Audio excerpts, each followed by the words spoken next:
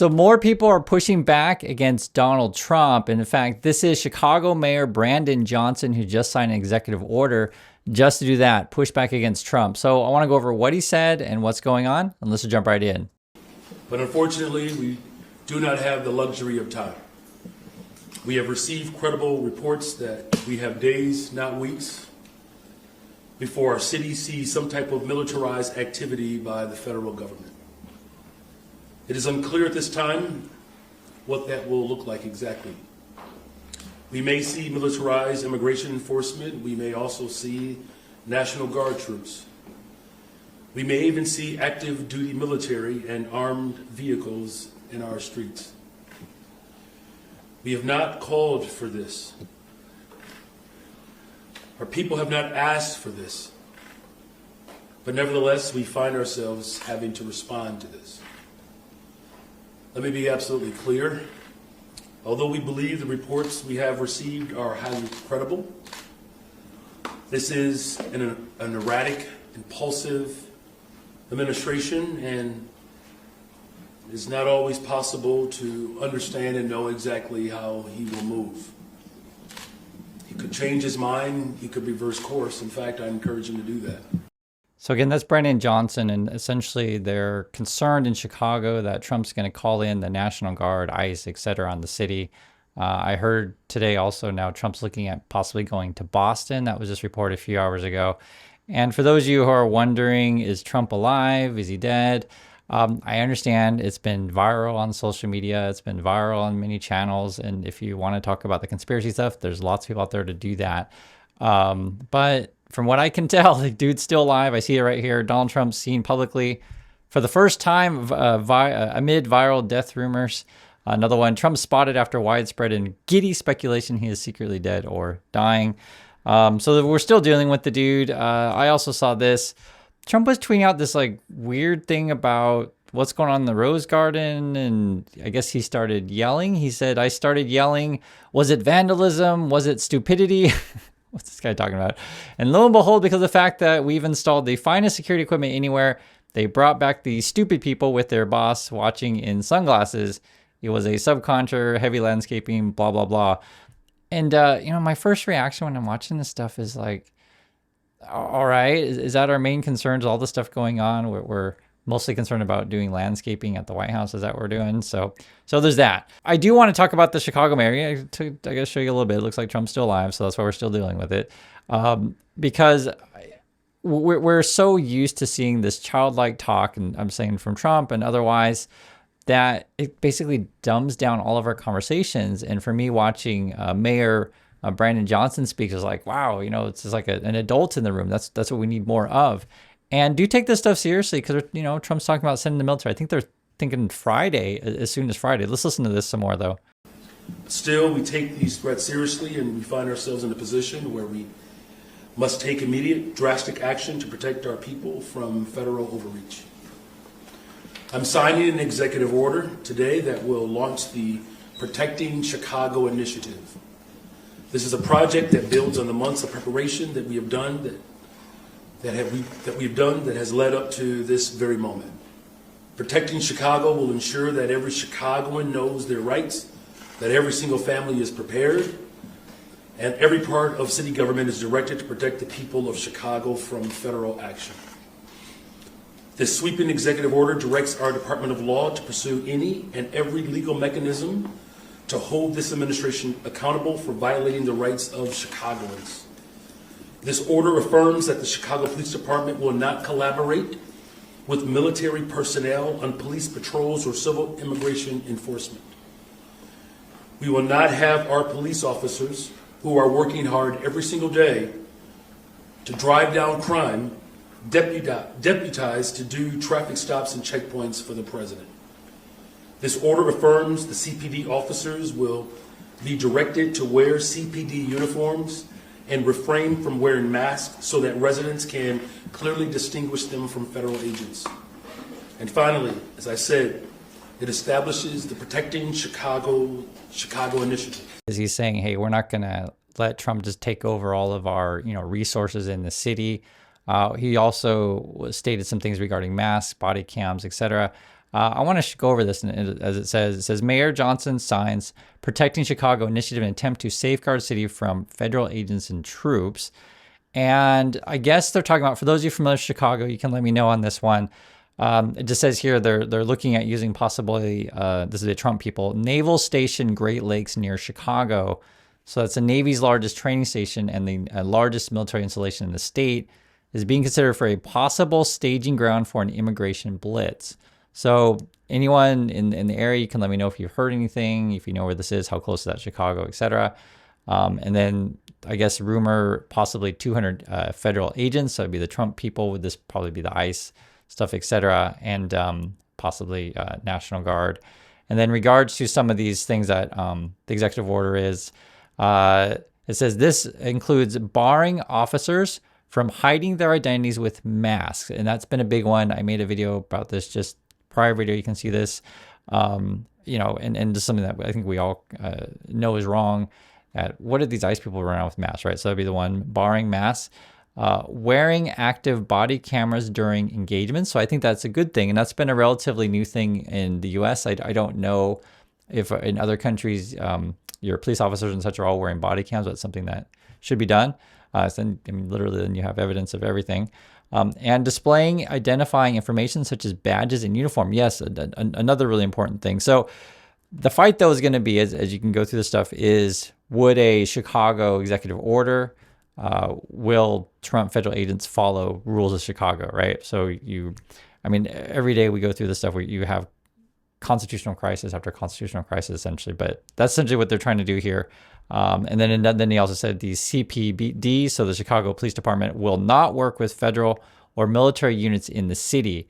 And that's a big thing. Check out my other video. It's about the AI, and we could possibly use AI to identify the ICE agents for real. I mentioned in the video.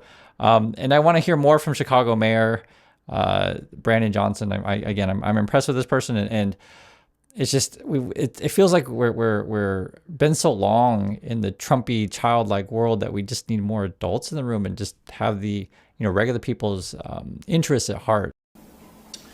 The most sweeping campaign of any city in the country to protect ourselves from the threats and actions of this out-of-control administration.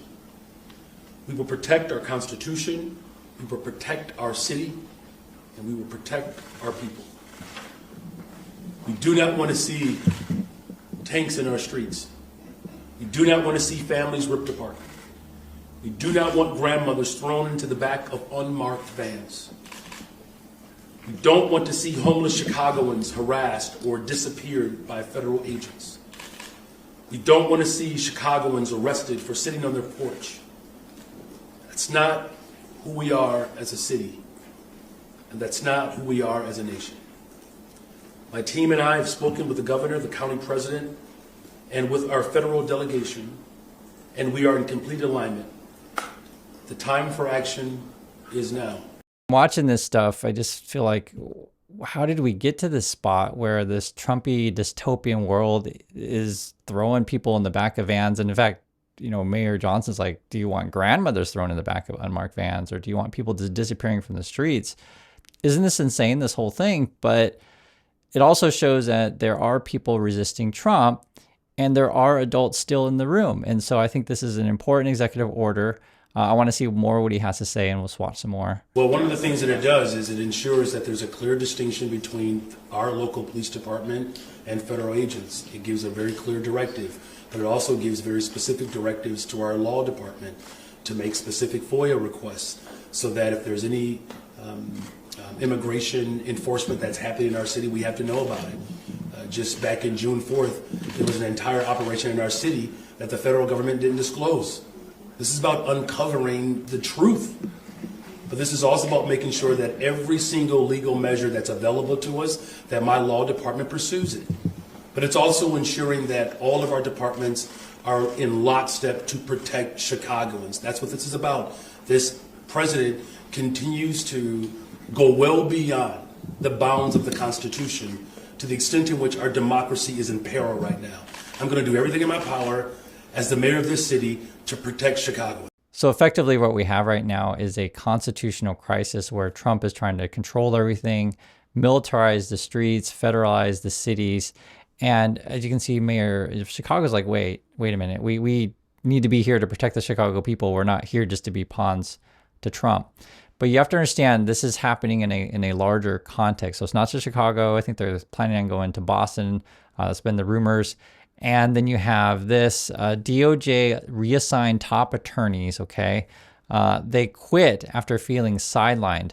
And so effectively what Trump's people are doing is they're trying to get rid of the experienced, the people who are qualified, the people who are good, and figuring out different ways to do it. If they can't fire you outright, they'll make you feel uncomfortable, or they'll reassign you and put you, like, I think the phrase they used in the article was rubber room, which is something that you do with someone when you don't really want them to be around anymore, and you just kind of figure out other ways to push them out. It's like putting someone's desk in the hallway kind of thing.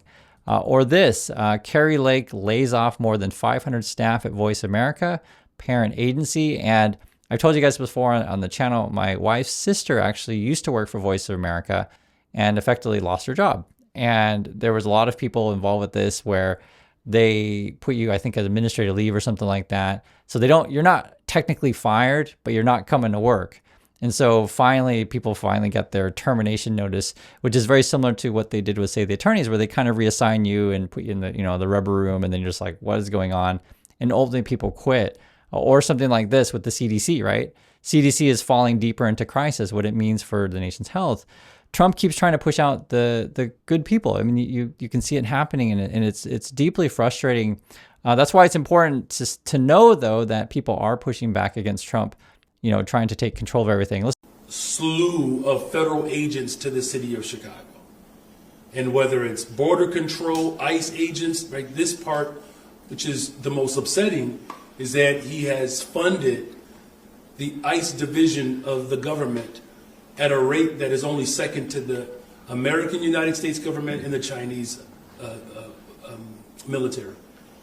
And that's dangerous, right? And so we are hearing that he plans to send these individuals to the city of Chicago this week as early as Friday. But let's be very clear what his ultimate motives are, though.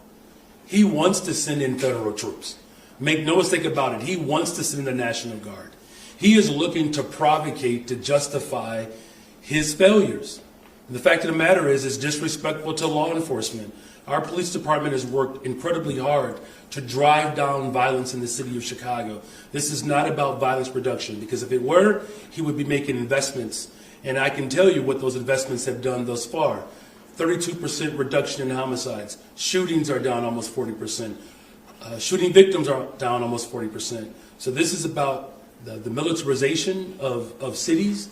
And in the city of Chicago, we're going to be very clear about our position to protect democracy, to protect Chicagoans, to protect our people.